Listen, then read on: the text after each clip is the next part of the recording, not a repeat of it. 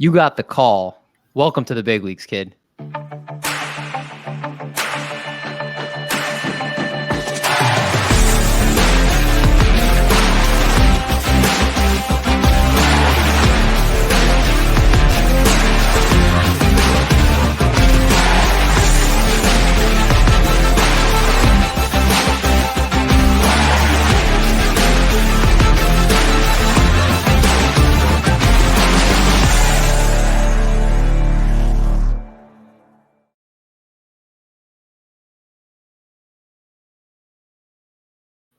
What's going on, everybody? Welcome back to the Call Up, presented by TriplePlay Fantasy.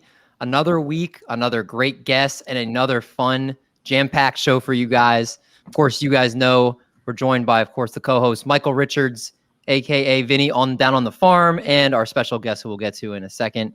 Mike, how you doing? It's going good, Mendy.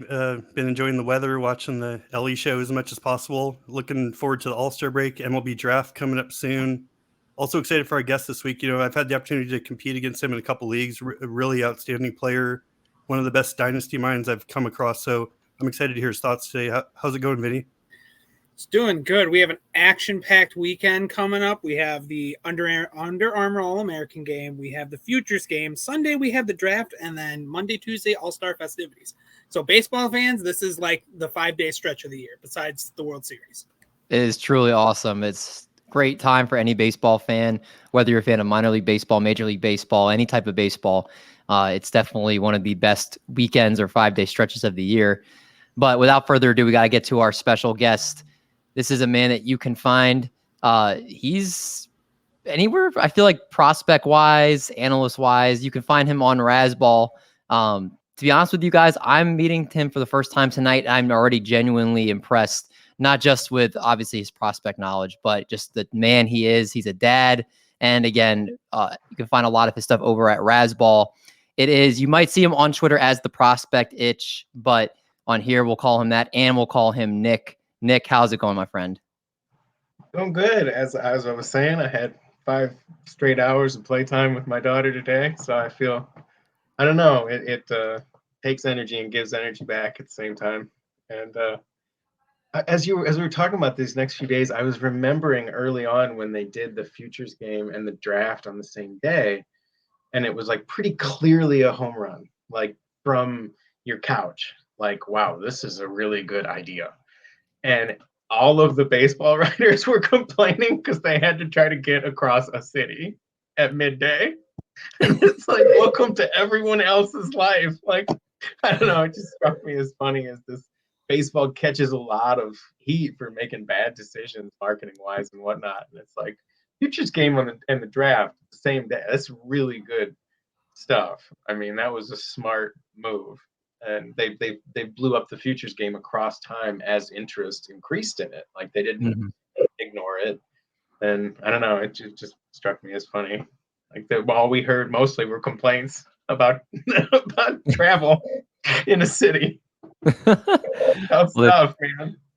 They finally feel like they somewhat got it right now. I do want to, real quick before we dive in, ask you a little bit about yourself and tell us what you do over at Razzball so that people can come find your work. I basically run the prospect side at Razzball, and I post twice a week. I post Wednesday at noon Pacific, so 2 where I'm at, and do the leadoff spot on Sunday overnight. And a lot of my Sundays are stash lists for redraft. But I try to keep a beat on pretty much everything. And like one of the things I really pride myself on is finding a way to navigate it so that the people who read my stuff get paid back in the time, like pretty quickly. Like, I can go pick somebody up in whatever league size I have something actionable from this 8 minutes of reading or whatever it is. And so it's like it's a fun challenge because, as you know, like, you could be in any number of different shaped leagues. Like, I'm in so many different kinds of leagues, but it helps me to like think about it in a lot of ways. So I like to push the stash list because it's like everybody plays in a league where they could use some help next month. But also I can kind of just zero in on what I'm interested in this week. Yeah, it's a big deal, honestly. Like you read a lot of, free agent articles, and a lot of them I feel like it's almost like for 10-team leagues, because I'll see who they're suggesting to pick up, and they've been picked up 2 or 3 weeks ago. It's not stuff that you can, like you said, actionable advice. And if you're helping out different formats, different league sizes, and really every time I look at your article, I'm able to find somebody hopefully that's out there, or maybe if they're not, at least they were just picked up. So I know that there's a chance that I can find somebody each week. That's definitely a huge deal, because and I think fantasy baseball, more than any other sport, is the biggest grind. Day by day, you're digging up news. You're looking at guys getting called up. You're looking at lineups. You're looking at platoon splits. It's just so much you have to keep up with. And if somebody can write something each week that gives you actionable advice on players to pick up and ways to kind of give you an edge, it's a big deal. So I'm going to have you plug that again at the end, just so our listeners can make sure they can go find that. But we are very excited to have your prospect knowledge here tonight as we get into the meat and potatoes of the show. And we start talking about our players of the week, players that caught our eye, we feel deserve to be shouted out to begin the show here. Nick, let's talk about your first player here. And sometimes it's the first time I see names on this list. This is an example of somebody here. Abimelec Ortiz of the Texas Rangers, first base prospect, 21 years of age, split between 2 levels so far in 2023. He's got a 325 batting average, 403 OBP, and 655 slug with 18 home runs. He's also got a 339 ISO and a very manageable 26.1% K rate. Not horrible, but there's a lot to like here. Talk to us about him. I like the image it's here, because it's just all hips. Like this is a man who doesn't have to do much to send the ball a long way. And he's 6 even, might be listed at 6'1". And so there's a little bit of I don't think you have to rush out and pick him up, because he might always be free, because he's never going to steal bases, and he's first base DH only. Kind of depends on the size league, as always. I went and got him in my leagues because I feel like it's better safe than sorry. Because he's just he's kind of unstoppable right now. It feels like they already need to push him to Double-A. He's got 11 homers in 29. Yeah, 11 homers in 29 games in High A. And he's had, like, the last 3 games have not been huge for him. But, I mean, it's just he's been hot pretty much all year, and it feels like he's already ready for the next level.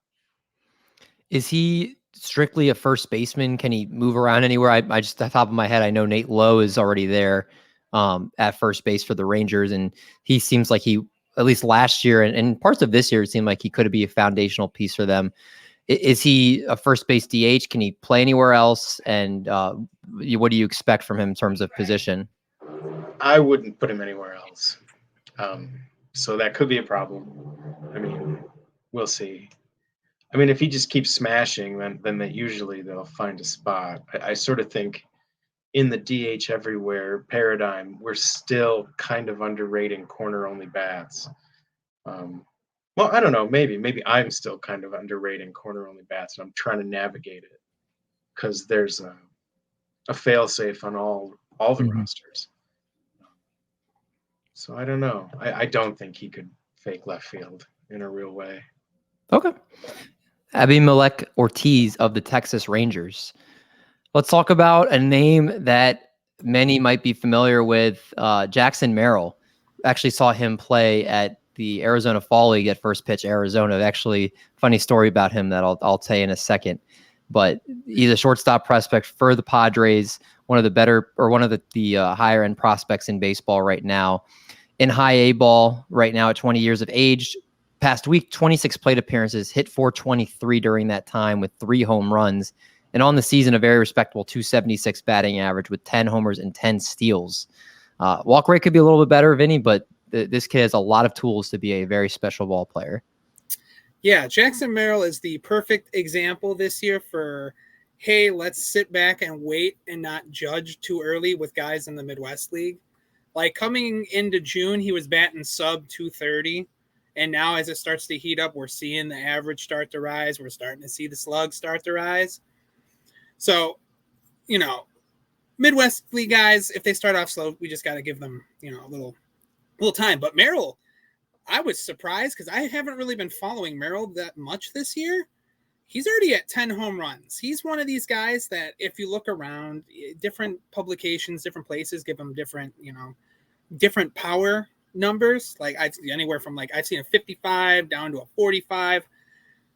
I think we might be seeing Jackson Merrill starting to tap into some power here because last year he finished the year 275 plate appearances, only had 6 home runs. We're almost 30 plate appearances more than last year, and we're at 10 home runs.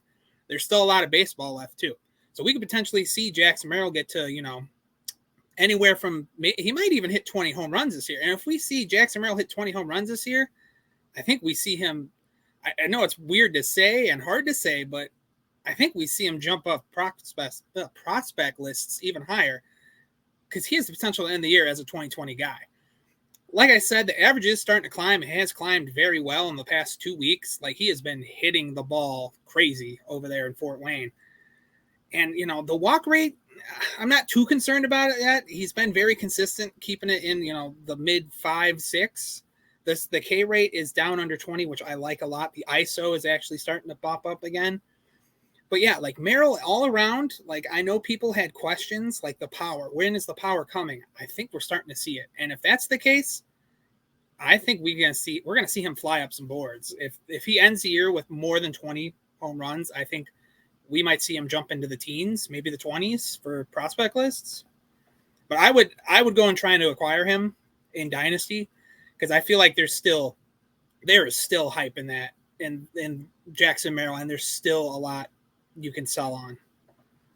Yeah, it was a funny story when I was at FPAS. He was going up to bat, and he was the Burger King Whopper player of the night or something like that.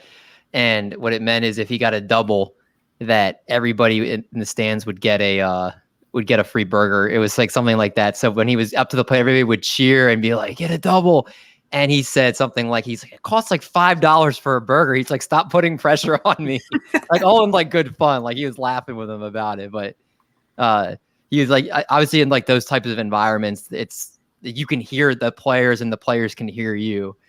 So it was really cool. But I'm definitely a Jackson Merrill fan after that, and definitely a lot of promise with him. So Jackson Merrill, definitely somebody that there's some really bright days ahead for him.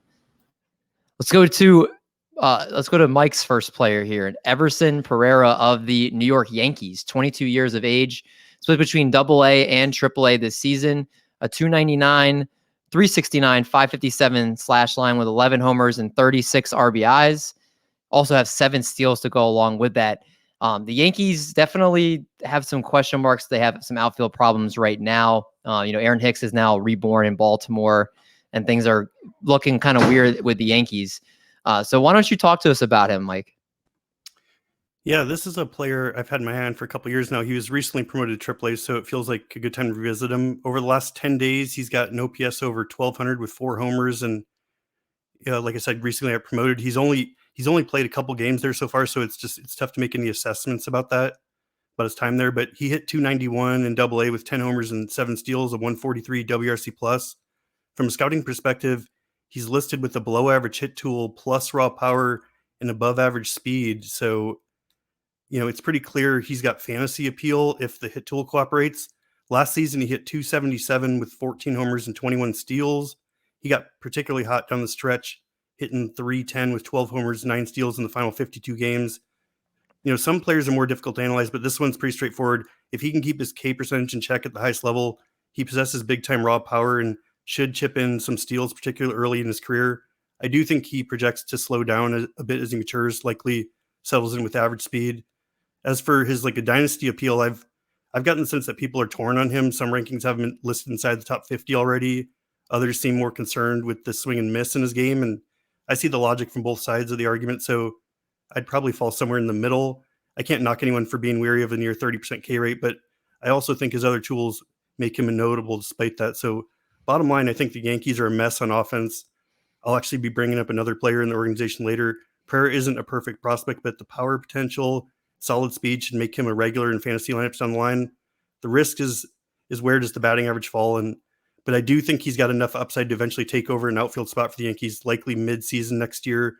If he continues to develop his bat, I could see him settle in as like a middle-of-the-order run producer, pushes 30 home runs and 10 or 15 steals. So definitely worth monitoring, particularly since he's already on the 40-man roster and only one step away from the big leagues. Everson Pereira of the New York Yankees. Let's talk some pitching.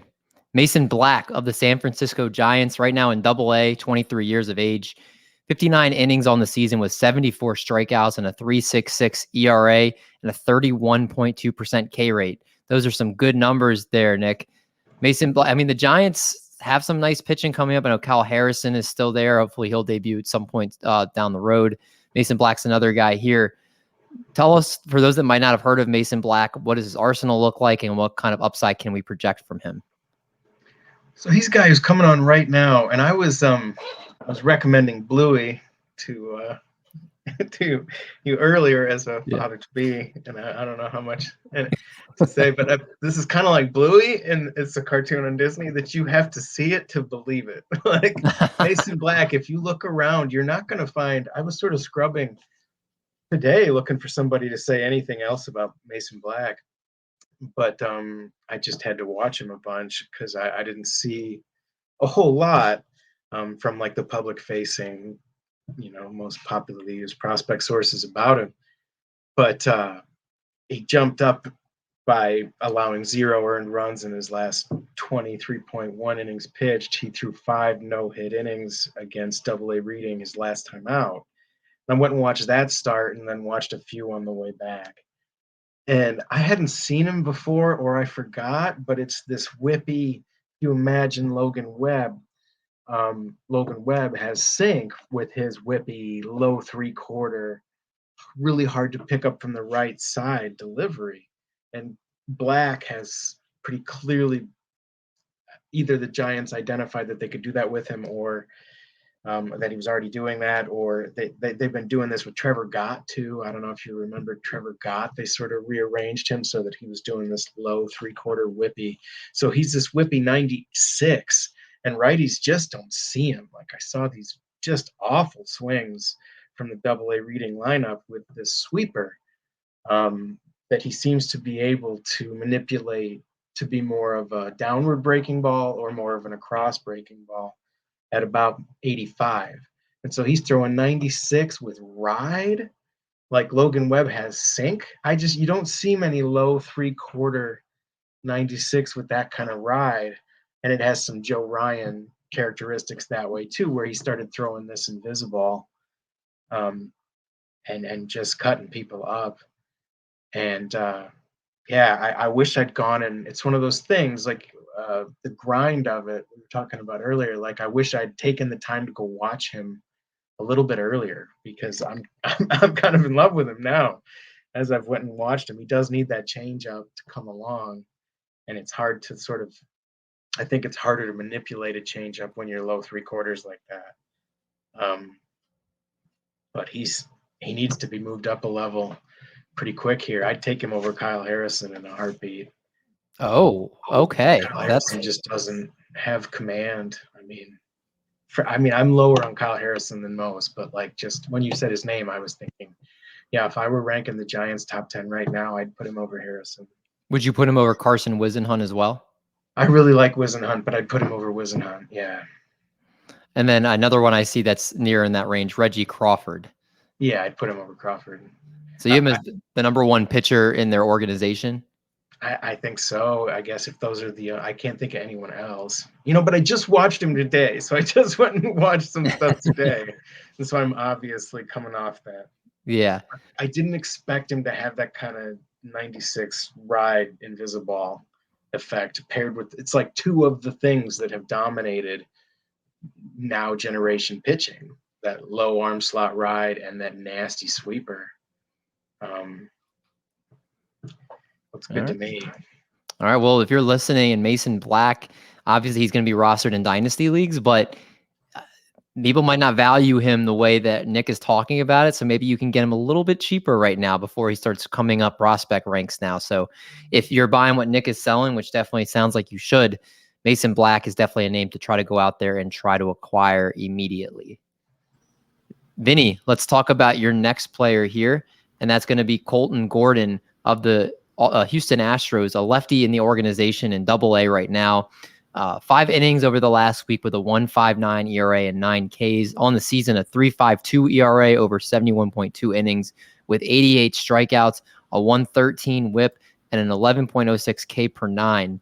So you have me a left-handed pitcher that has good strikeout stuff, but Colton Gordon of the Astros, is there?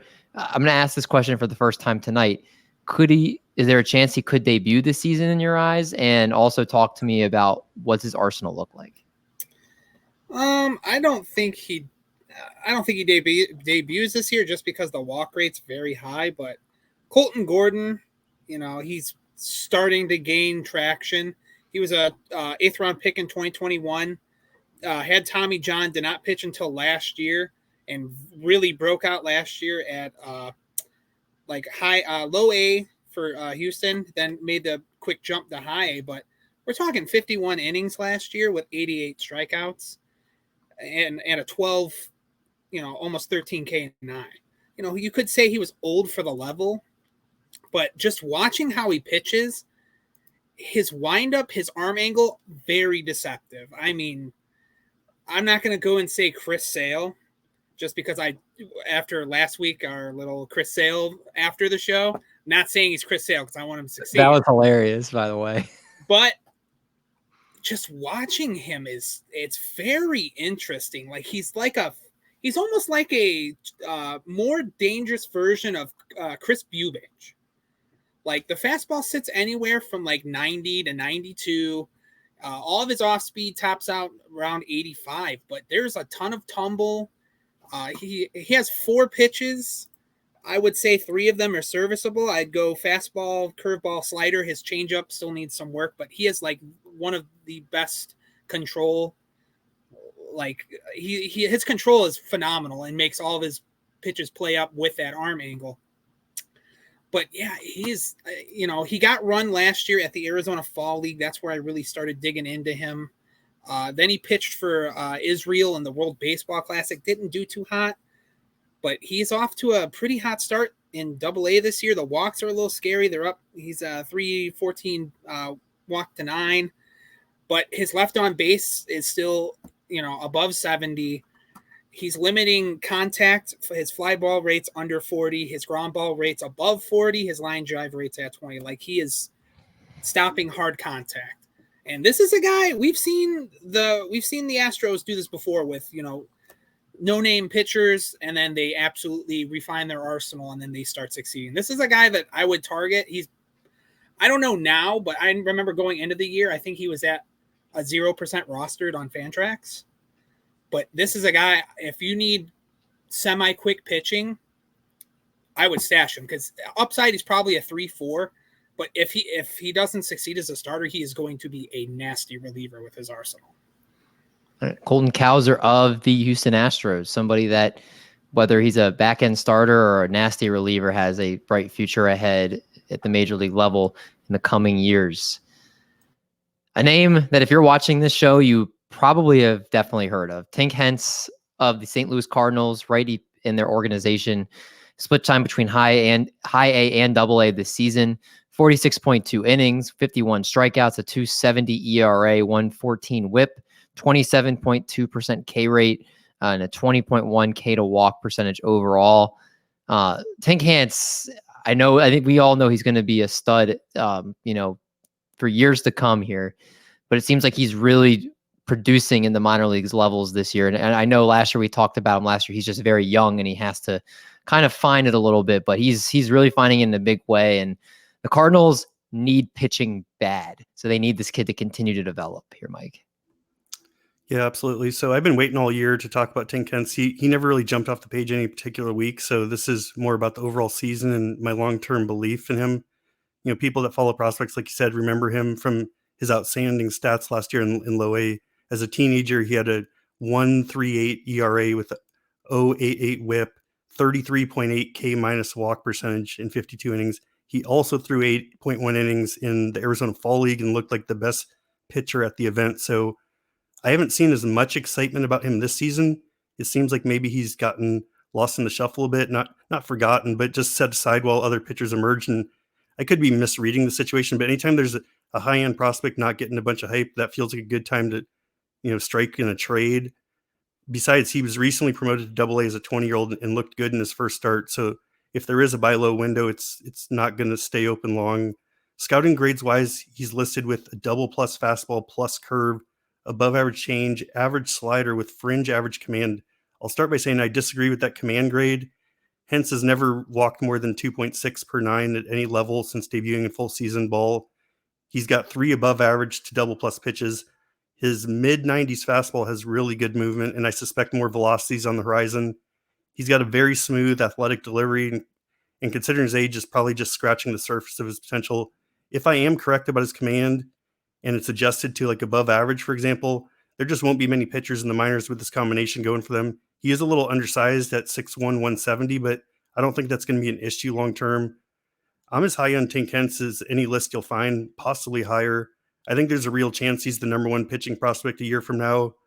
I would be making every reasonable effort to get him on my teams, and you still need to show patience, but he won't really be available later if what I'm suggesting occurs. Even if he doesn't reach number 1, I still see him as a premium pitcher long-term, and I think he's an option for the Cardinals by midseason next year, assuming everything continues along its path. Ultimately, if he can avoid major injuries, I think he's a future top-of-the-rotation arm.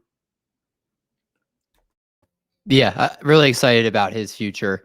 And again, like we mentioned earlier, the Cardinals do need pitching, and right now he's producing. So this is somebody that I'm not knowledgeable enough to say usually if the Cardinals are aggressive with their prospects, but someone I definitely think that they should take a look at maybe down the road this season, especially if they're trying to chase for a playoff spot. Because, in the news right now, they're talking about finally willing to listen to their position players being moved for some pitching, which I feel like they'd been very hesitant on for a long time. So Tink Hence, definitely somebody in the organization that definitely needs his skill set, and he's producing, as you can see on the screen. Just his numbers definitely show that he is very talented and somebody that should be producing at the big league level sooner rather than later. Let's talk about some notable promotions, players that were promoted since our last episode. Colton Cowser, finally, after weeks of being on this show, finally gets the call for the Baltimore Orioles and picks up a hit in his debut. Also has one of his outs, I believe was 113 mile per hour exit velocity. So he hit the ball hard, had a hit in his debut against a lefty I may add as well. So great debut from Cowser. Oscar Colas is now back for the Chicago White Sox after a disappointing initial audition with the club, was really producing down in AAA, and now it's going to get his shot to be able to play more every day with the Chicago White Sox. And then Daniel Palencia of the Chicago Cubs, also a righty, is also debuting or got the call as well, and is now with the Chicago Cubs.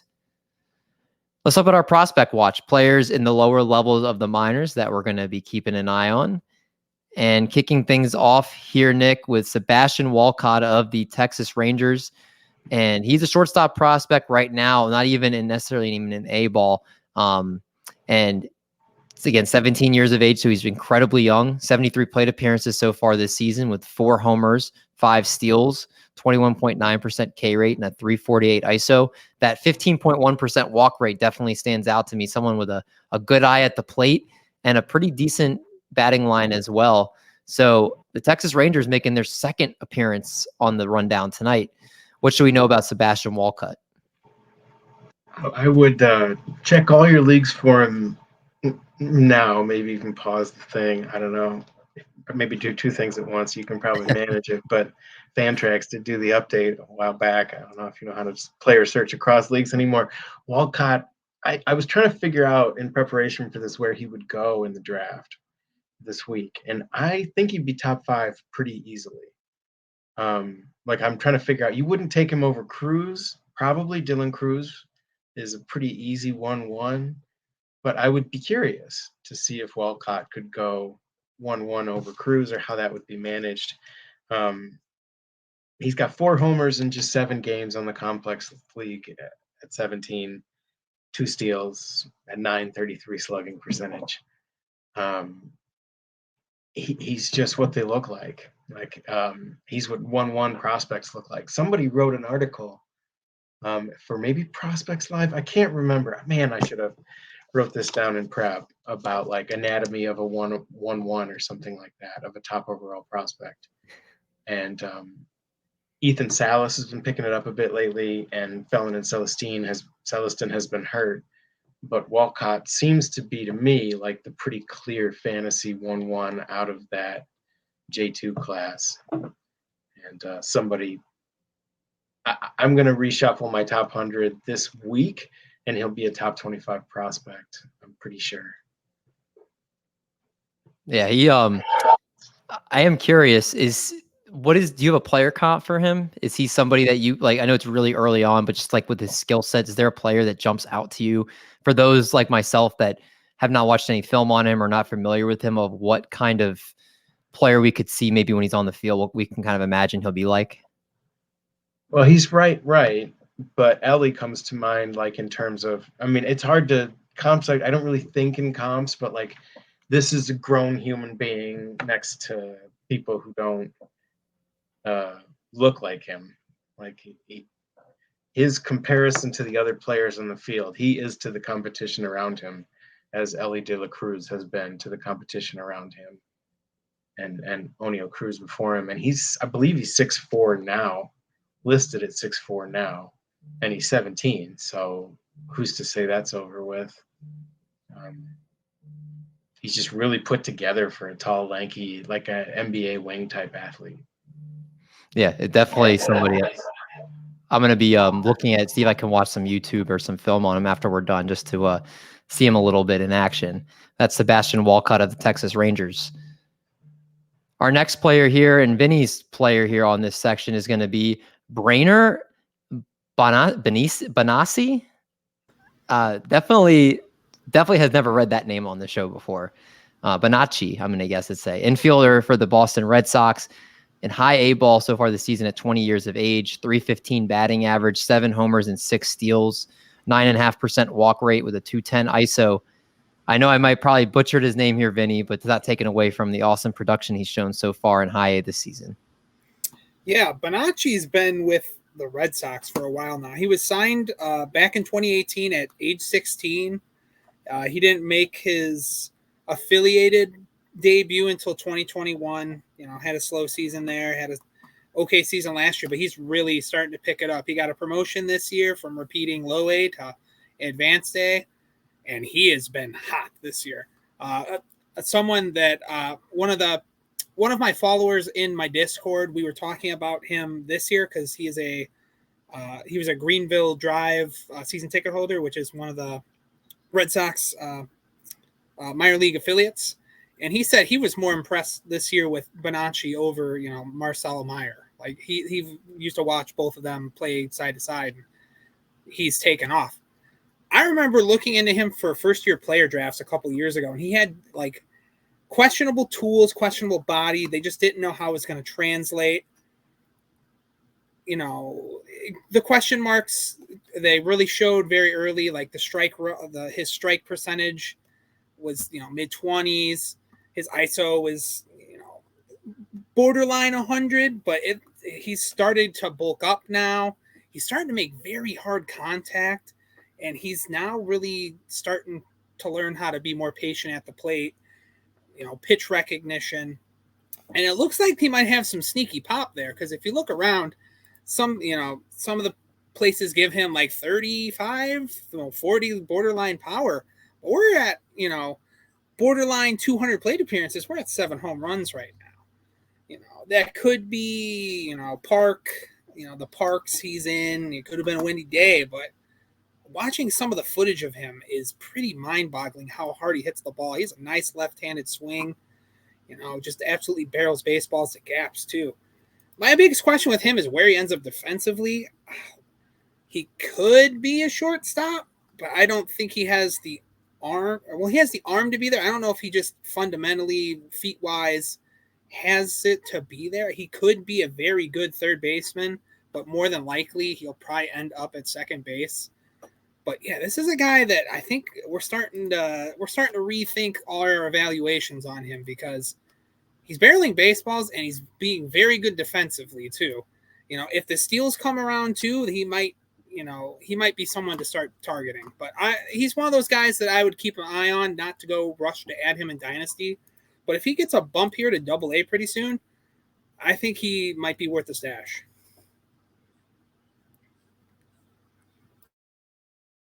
Rainer Bonaci of the Boston Red Sox. I was on mute and didn't realize it. But someone to keep an eye on for sure. Last player in this section, Ricardo Cabrera of the Cincinnati Reds. I knew we couldn't go through an entire show without mentioning a Cincinnati Red with how much talent they have. 18 years of age in the complex league, 397, 532, 616 batting line and 94 plate appearances, 2 home runs and 10 steals, a 17% walk rate to 16% strikeout rate. I don't remember him being mentioned on this show either. Again, with so many Cincinnati Reds mentioned, I definitely could have missed him for sure. But he's somebody that definitely looks like he has a great skill set here, Mike, and another, again, awesome player in this organization. Yeah, it feels like every week when I go digging for the lower level talent in this section, I emerge with another Reds player. And I know it's been said on the show and others, but we should appreciate the amount of high level talent churning through that system. Like it wasn't that long ago, they were basically a mess on the major league side and with minimal appeal in their farm system. So they've really taken a step forward, and it's exciting watching this unfold around a generational talent like Elly De La Cruz. So Cabrera caught my attention the same way in typical fashion. I was filtering through various stats on Fangraphs, and he jumped out to me even compared to his peers. I'll start by saying he was originally a high-profile J15 signing, January of 2022. I remember digging through that class for an article, and I believe I had him ranked number 4. I can't remember who he's behind, but so he's not appearing out of nowhere. But last season, I think things went a little off the rails. After signing, he hit 253 with 1 homer and a 22% K rate and a hitter-friendly DSL. Essentially, he went from a high-profile international signing to someone being considered overrated in a span of 12 or 9 months. But fast forward to this season, and he's showing the early signs that he's taken a massive step forward. And scouting grades-wise, he's listed with an average hit tool, average power, and average speed. Clearly, those were impacted by the lack of success in the DSL. The way he's playing right now, I see them being readjusted to something much more appealing. I don't want to get too ahead of myself, but this is kind of like a perfect storm as far as discovering underrated talent. The Reds gave Cabrera the biggest international signing bonus in team history. He underwhelmed in his first pro stop. Then he gets thrown back on the pile with everyone else that needs to prove themselves. But he has the pedigree, plays a premium position defensively, and is a standout offensively at the complex level, all while flying under the radar still. And overall, he's still a long ways off from making an impact in the upper levels. But this is another young player I'd stash in deeper dynasty leagues.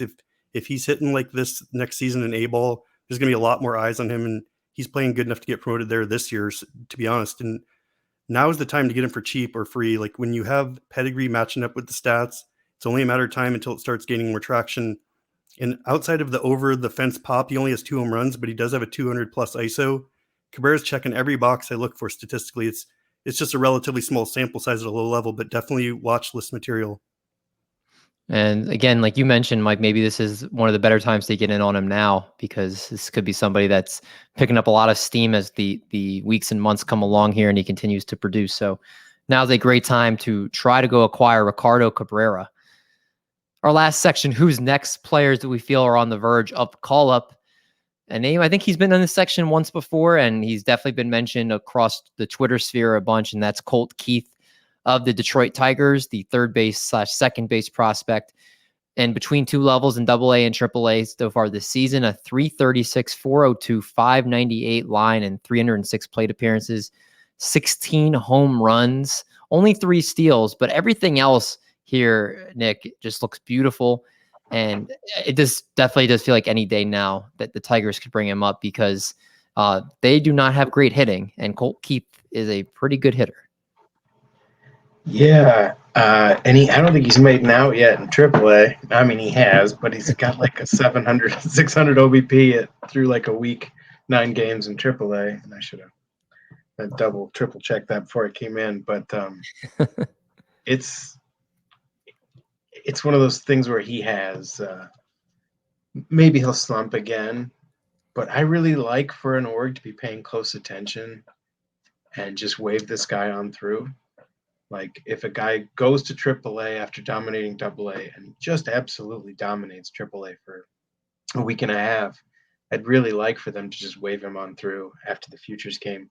And to backtrack to Cabrera, I was thinking as you were talking, like right away as you were talking, like this guy here is a dude. Like, and then Michael really described well. I think that's a guy to go pick up right now. And I do think they're just going to wave him on through to low A pretty quick here. But we had been talking earlier about this situation with Keith and Justin Henry Malloy, and they've got Akil Baddoo coming off the IL and Riley Green coming off the IL, and Green just went 5 for 5, and they're going to want them right back in the lineup. But the Tigers were playing Jonathan Shoup at third base today, and he's kind of cooked. And nobody seems to really be a good fit to win the AL Central this year. So with Skubal and Eduardo Rodriguez coming back, I don't know. It just feels like the stars are sort of aligning for the Tigers, like the Reds earlier, to just realize it might be their turn and go ahead and make a push. And I don't know. It's that time of year where you're like kind of looking at an organization and wondering what they're thinking. Like, why are you not promoting this guy? You don't want to win the division? But anyway, that sort of feels like where we're at with Keith. Hopefully he gets the call, because you're right. There's no good reason he's not up at this point. And they do have the young talent that's coming up, and the division is wide open for the taking, like you said. So hopefully Colt Keith, will see him in the bigs coming next week. And that would be great just to see him be able to finally be tested by some competition, because recently that has not been the case for him. All right, this might be the name of the show, Vinny. Is it Aaron Schunk or Aaron Schunk of the Colorado Rockies in AAA this season? He's got 12 home runs, a .328 batting average, a 24.7% K rate, 244 ISO. Rockies, we know Rockies and young players, so that mix is a turnoff in itself, but definitely definitely deserves the call with his numbers right now. And again, the Rockies not contending, but they could look at some young talent and see what they have here. Yes, it is Aaron Schunk. Schunk. Yes, he was a second-round pick back in 2019. He had a lot of hype going into the 2021 season, 2020 post-COVID. I remember James Anderson was very high on him. He just came out and struggled. Last year, picked it up. He had a solid year last year, kept above a 250 average, slashed pretty good. Ks have always been a problem with him. So this year, it's actually down. He's down to a 24 instead of a 30% K rate. He's averaged around a 7% walk rate, which is pretty crazy, because if you go and look at his numbers, he's either had a 7.3 walk rate or a 7.2, which I love the consistency. You have something going for you if you can keep a 7% walk rate through the minors. But no, if we look at the Rockies right now, you have Elihurst Montero, their third baseman, who's batting 197. You have Alan Trio, who's batting sub 240. Schunk isn't on the 40 man, but he's really, really destroying AAA right now, like to a point where I had to double check the numbers, because I didn't think they were right, especially after what I previously had in my mind about Schunk. But yeah, we're talking about a 328 average, 375 OBP, 571 slug. The WOBA's up. The power is actually looking pretty solid too. We're looking at 12 bombs right now through, almost 260 plate appearances. Like, there's sneaky pop in there. He's probably a plug and play guy, maybe a utility man at the next level. But I wouldn't be surprised if he came up this year and did some damage, because his contact rates are very good. He spreads the ball a lot. The BABIP is showing that he probably shouldn't even be in AAA. He probably shouldn't have been in AAA since late May. So maybe the Rockies make a move here at the deadline, or maybe someone gets hurt and then we see Aaron Schunk here pretty soon. That would be nice, but we'll see if Rockies will continue to Rocky or not. Yeah. Let's go to our last player of the night, Oswald Peraza of the New York Yankees. Definitely seen that name before. Also at the big league level, he's multi-position eligible, can play pretty much any position in the infield almost. And in AAA, 12 home runs, 28 RBIs, 11 steals, a 281 batting average, 17.3% K rate to 8.4% walk rate. And Mike, again, we talked about the Yankees and needing for offense, and you kind of hinted there was another guy you were going to get to tonight. Yeah, this situation's been pretty high profile. I'm not sure it would garner as much attention if he was like playing for Minnesota, but the struggles of Anthony Volpe this year has led to several calls for Peraza to get promoted. And all fairness, Volpe has started showing signs of improvement, but I think Peraza's earned the call up. It doesn't have to be at the expense of Volpe. There are plenty of players in that Yankees lineup that aren't playing well enough to keep an everyday job, and Peraza is capable of playing all over the infield, like you said. Before I get too deep in this, let's break down the player. So my interest in Peraza dates back a while. Coming into this year's draft season, in redraft, I believed he would make the team and remain with the club. He obviously got off to a slow start and was sent down, but I figured he'd be given another chance once he was a standout in AAA, and that hasn't happened yet, and I can't quite put my finger on it. He's listed with a fringe average hit tool, average power, and plus speed. His ability to make fairly consistent contact leads me to believe that his hit tool is underrated.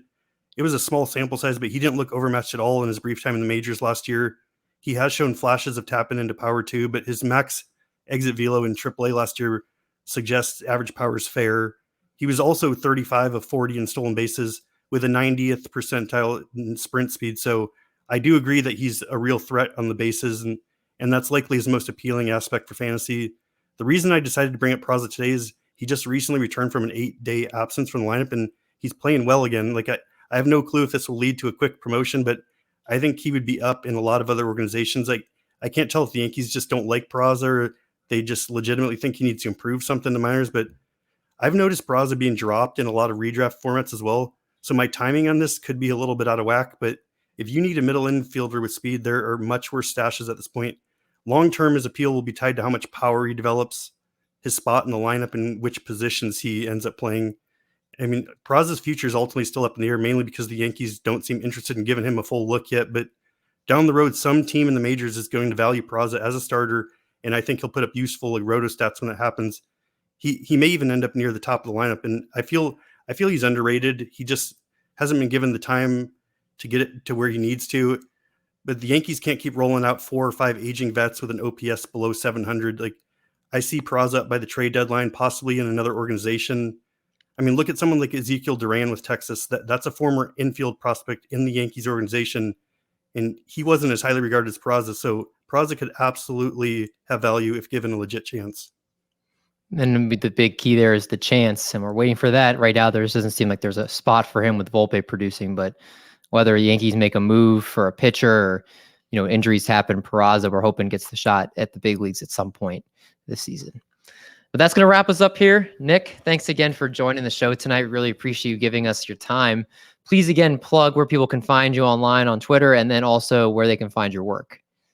Thanks again for having me. I'm at the Prospect Itch on Twitter, and I'm at the Itch on Razzball. Usually Prospect News, : hopefully some kind of pun that doesn't make you gag.